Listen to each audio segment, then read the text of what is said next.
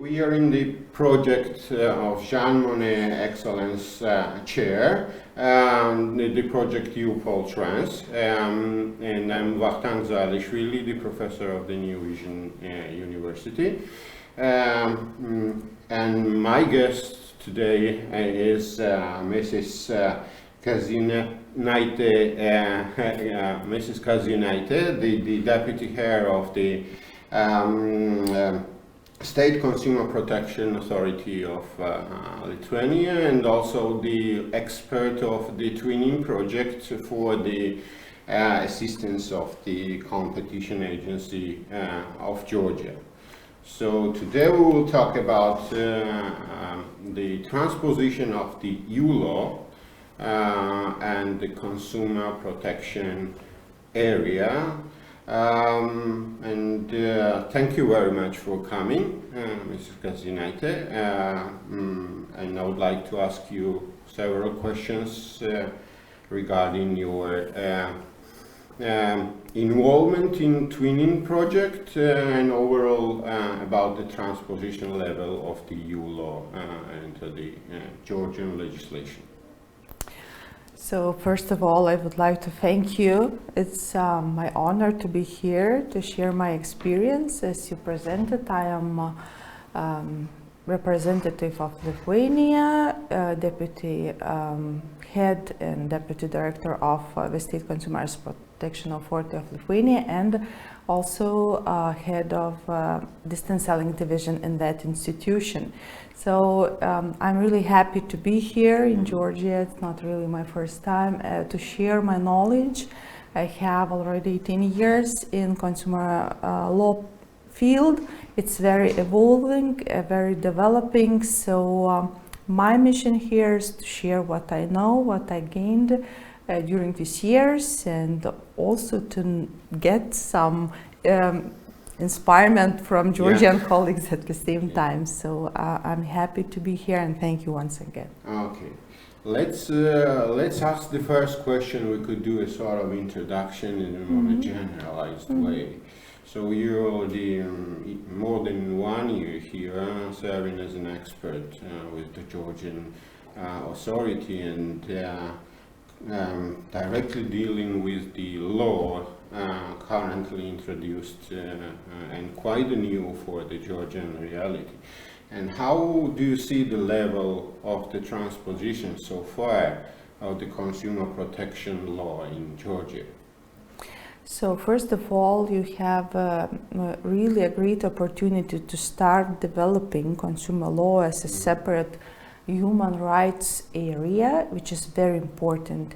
And as we always stress out, it's a part and basement for your economy development. And there is a very nice saying that if a country cares about their citizens as consumers, it has future, because it means that your consumers will have the best choice, the best service, best protection when they are in an uncomfortable situation with the stronger part as business. And it means that it affects economic directly, because it will save citizens time and money. At the same time, it will grow trust in country itself, in a government itself, because it means that you have some protection behind you in these kind of situations. As you know, consumer is always treated as a weaker part of consumer contract. Maybe we know from our practice that it's not always that, and some small businesses have some lack of information as well. But yes, it's considered as such this balance between contract parts powers, and it means that country should invest in that balance and creation of that protection really a lot. So I'm happy that law on consumer is in force. It's more than a year it is in force, and competent institution as GNCA is really putting a lot of efforts to understand these provisions, their essence, and all the main directives regulating at EU level are transposed in that one legal act. We have some remarks about sanctions, about some processes, some procedures, but in general it's really nice to see that it's already adopted and it's starting its life in general. So yes, consumers starting to know about this regulation. Business side is also quite familiar with that, so it's a long way to go. And it's quite new part of law in general. At EU level it's just 51 year, but it's very developing and we have to move forward each year because business is more creative, more active, so it means we have to put some safeguards for consumers as well. We have to be proactive, not just thinking how to solve situations when they are already here. So yes, yeah. I have positive feeling that it will be Thank you. good. And do you see any additional areas so far not transposed in Georgia would be obliged according to the association agreement that we have to transpose? And do you know the plans of the regulator or the government in general, the legislator, how they will do that? Yes, so we have some discussions at our meetings that I could speak about my own feelings and my own remarks, that two areas are worrying me a bit, which are not still transposed, and we are not compulsory as a part of a contract, but alternative dispute resolution, because I think personally that it's the essence of consumer law. I mean, yes, protection of public interest is very important, but consumer, as we talked before some seconds ago, should feel that it's there is a procedure to get redress, get money back if I suffered some damage because of business fault.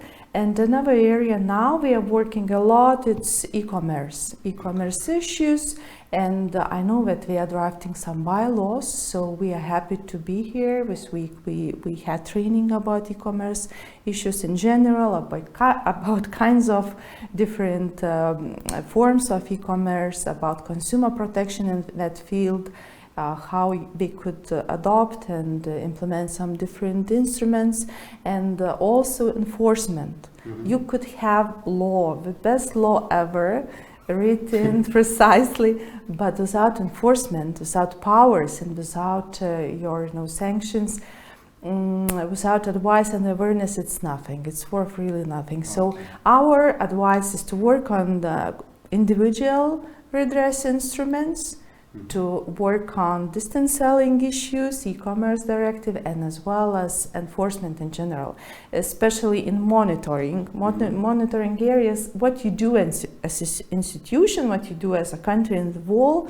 And we were happy to draft some strategic document like consumer strategy, because you should have some plan for the future. Yes. At least 2 or 3 years in advance. And the Twinning project is about to help the authorities to draft that strategic plan, right? We already did that this summer, and I hope and I heard that the head of this institution, GNCA, is thinking about discussions with other institutions, other stakeholders, that it will be adopted in the nearest future, maybe from next year, that we would have altogether a plan.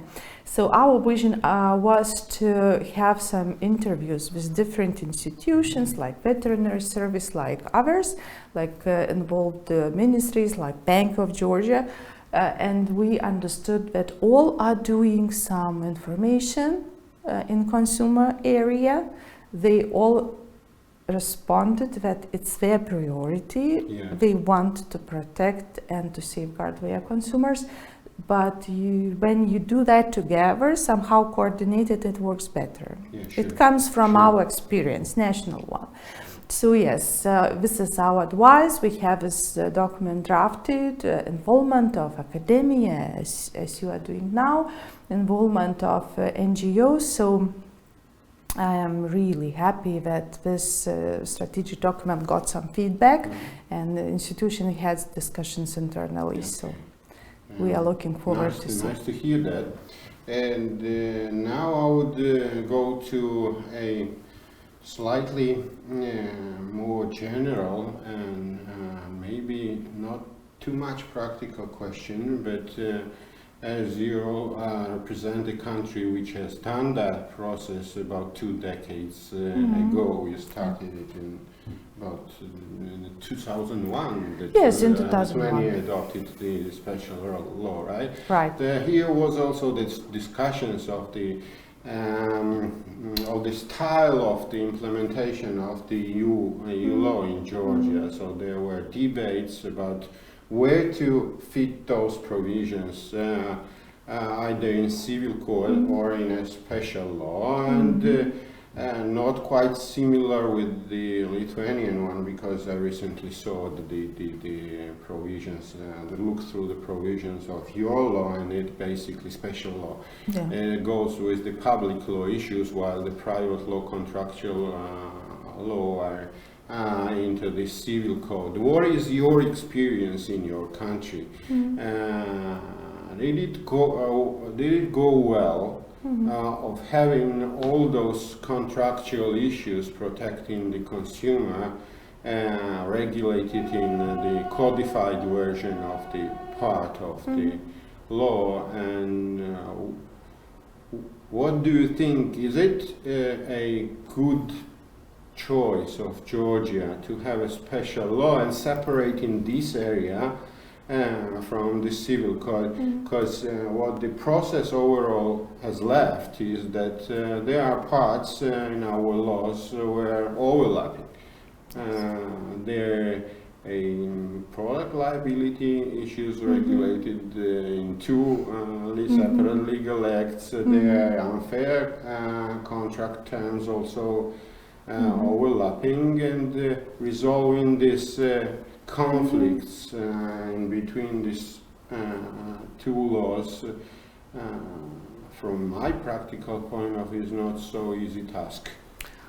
Yes, very complicated question. Yes. Yes. Theoretically speaking, yes, we had different discussions also at EU level. I think during one of these public meetings with your society, we had also another roundtable discussion. So I mentioned these, especially for business side, I mentioned that these provisions work well when they are clear, they are reachable, and they are understandable. So in our situation, we had some law on consumer protection, we have civil code.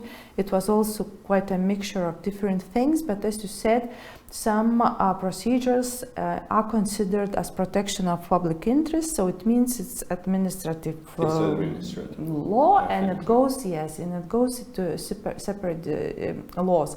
So we have like a basement for general principles, definitions and procedures in our law on consumer protection, and we have kind of hierarchy. We start from our constitution, the same as you do, that state has a really important goal to protect their consumers, and then we go to the civil code. So it's an essence, because in general consumer law is civil law, and we have some amendments, especially after the transposition of Consumer Rights Directive into the civil code, and during that time we had an idea, maybe we could codify everything what's related with consumer law into separate law. Yes, and to make it a separate code, like labor code, so it might be like consumer code, but that was enormous amount of work, and it take too long. So now we have these different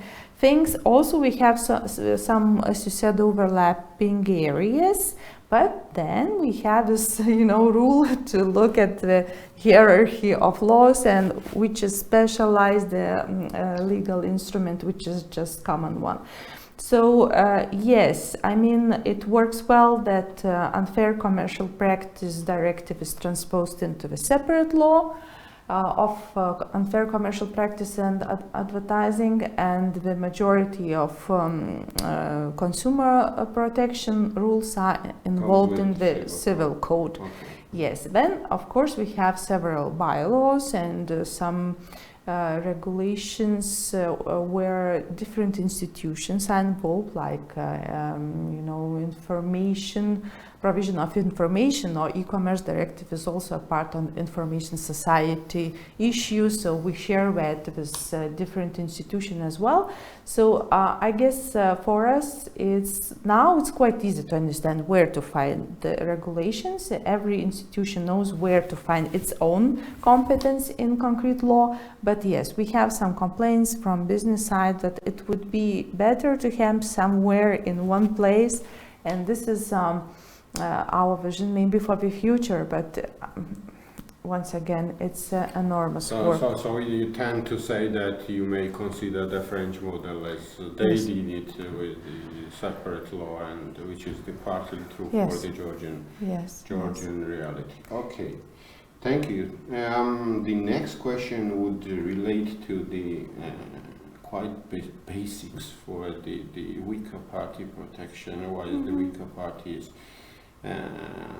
such is that they lack information and experience, so they did a very special protective tool, which is the duty to inform the consumer in the right way, and if this duty is breached, what are the remedies?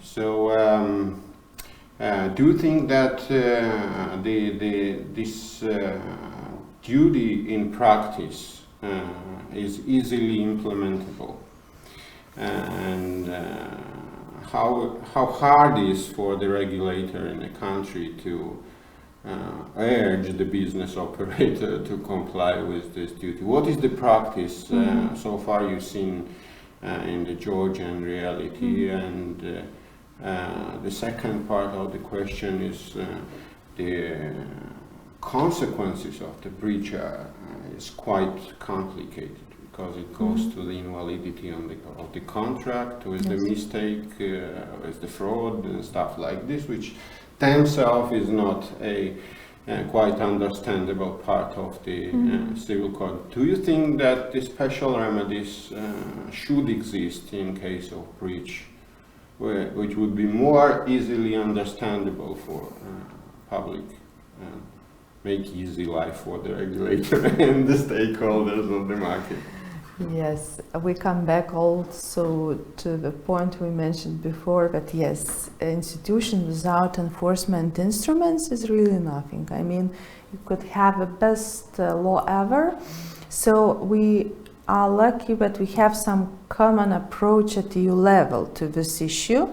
And there are some revisions of different laws of consumer acquis, what could be adopted. And yes, consumer in reality, as I've worked so many years already with consumer issues, is really a weaker part.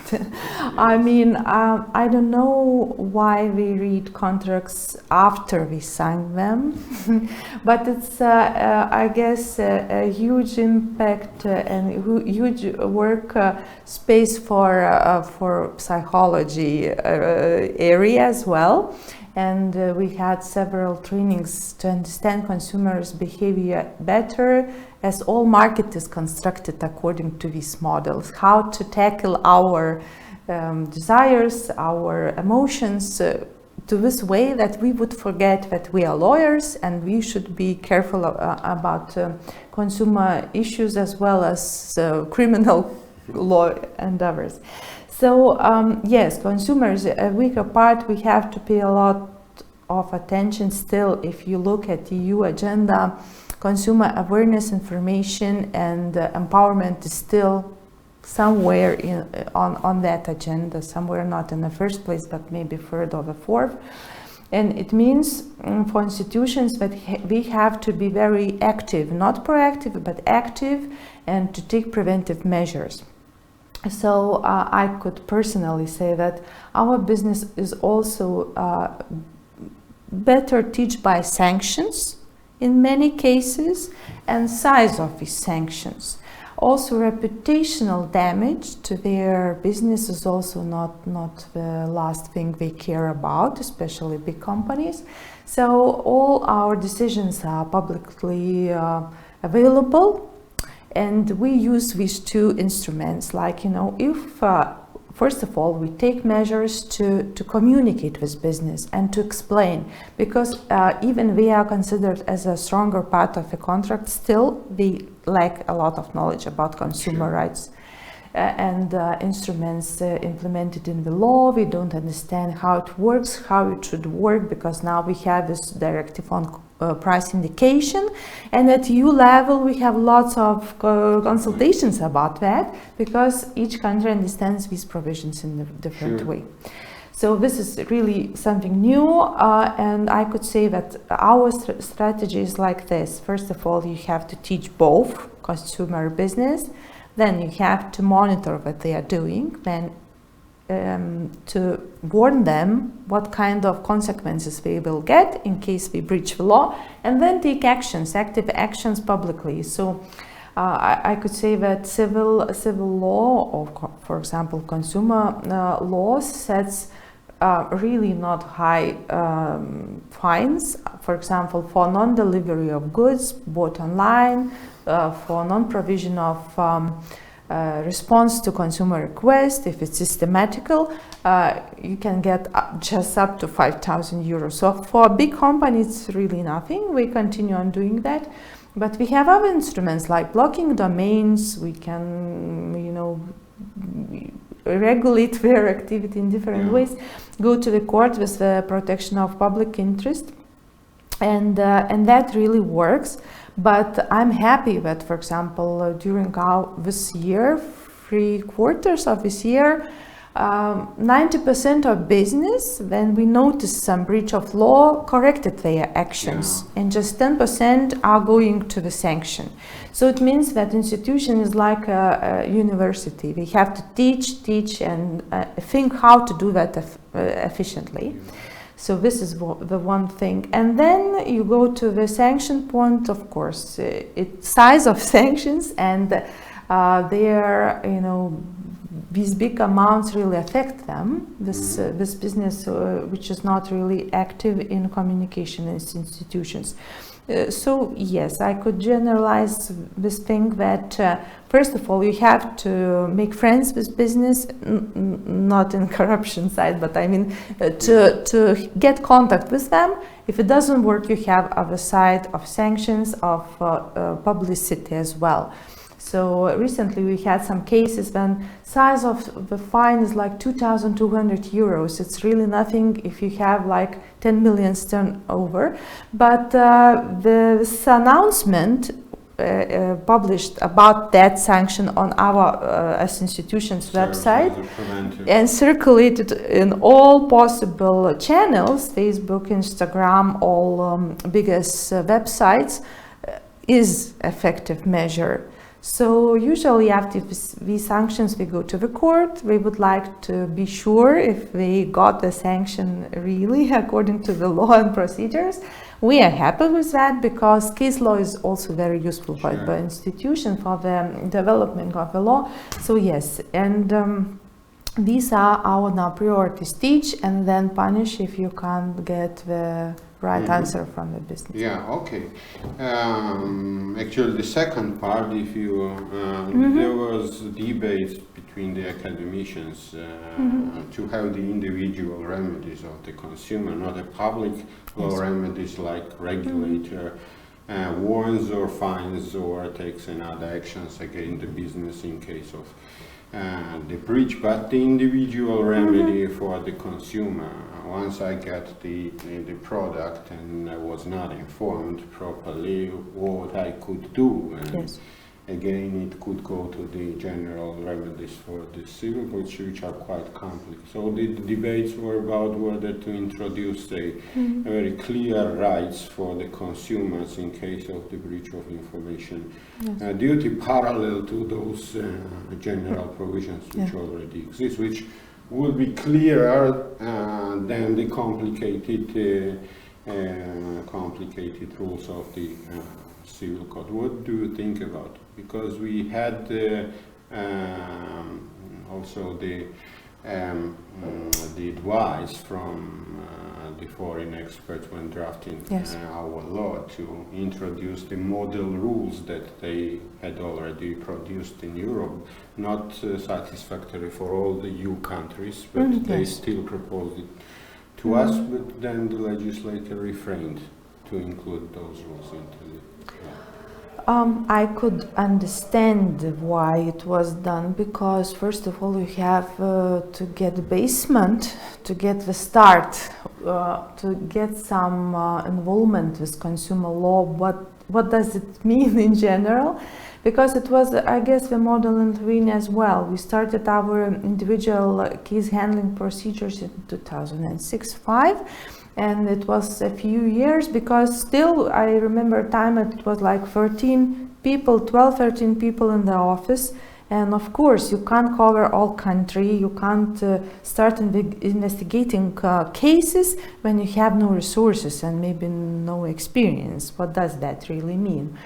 So different countries have chosen different models. We involve NGOs, they delegate this function of individual consumer complaints to different associated bodies like ombudsmen, whatever. There are different ways to do so, but the most important is that at least to think about this individual redress, because that concrete person comes to the institution with a hope to get money back. Yes. Or to get or get free from the contract. Exactly. Simply, like it's done in the distance contracts or. Yes, because as I see from our statistics that maybe one consumer from 100 or from 1,000 cares about public interest in general. He says, well, I won't file individual complaint because I don't care about my own case. I care about the business activity in general. Yes. Yes, but this is our duty to care about the protection of public interest, and as institutions doing some prevention work. So we are very interested in that, and for example, now I can say that now from this year, 1st of January, we got 8,000 individual consumer complaints after 30,000 of consultations online, on phone, via email. It means that it becomes 8,000 cases because our decision is compulsory.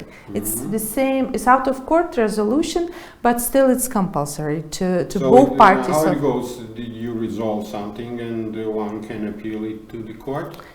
It's not an appeal procedure, but they go to the court if they don't agree with the decision to start it from zero. They don't appeal our decision, but they go to start with the civil case. It was the civil case, yes, and not a lot of people do that. Yes. More business than consumers. So, answering to your previous also question, I've got a bit what the GNCA now does. So yesterday I just got this feeling from their examples, because we are providing with on-site assistance investigating their cases as well if they need, that they are doing that individual remedies by its sense. I mean, I don't see lots of public interest in these examples, what they are doing right now. Oh, they are interested because I personally go to the website and search for the cases results. They're quite interesting. They are. There might be critical views on those resolutions. However, the process goes on, as I see, and you see it from inside. So. Yes. So yes, as you say, it could be in a different manner, but still it's going. It's already getting some form and some procedures, and then you have the start. You can develop and change and amend.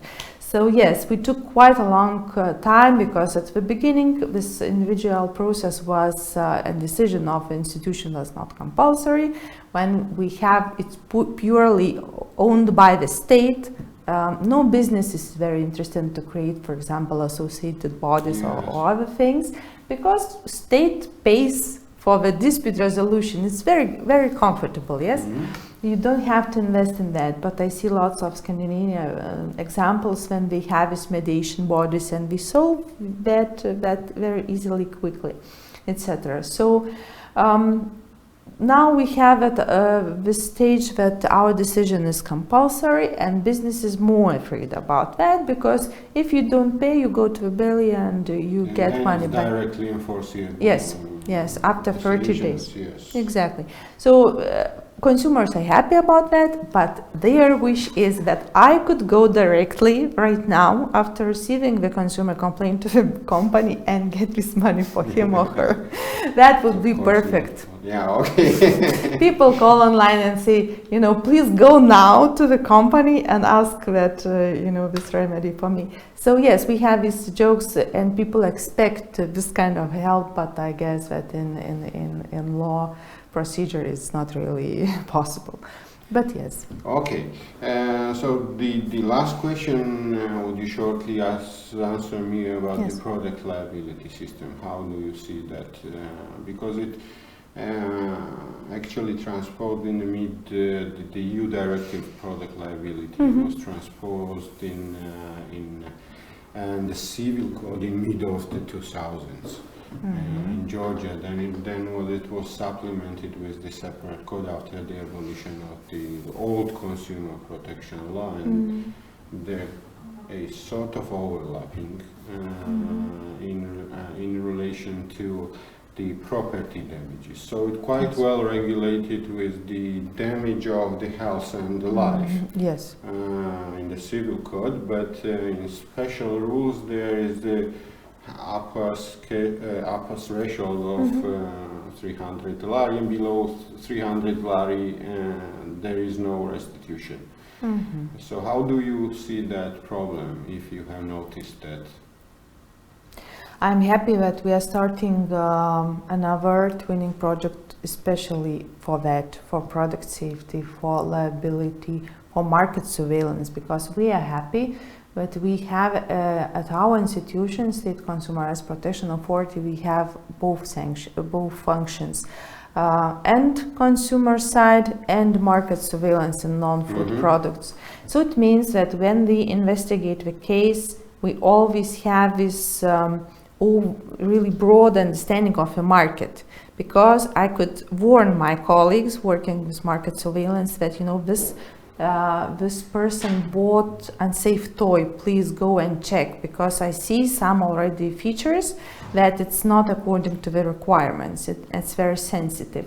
So it should, I guess you are more ahead in this area than in consumer protection in general. Yeah, we have regulated that in 2 laws. Yes. Actually. So now this technical institution will really get some maybe more support and powers, and also people to work with that area as well.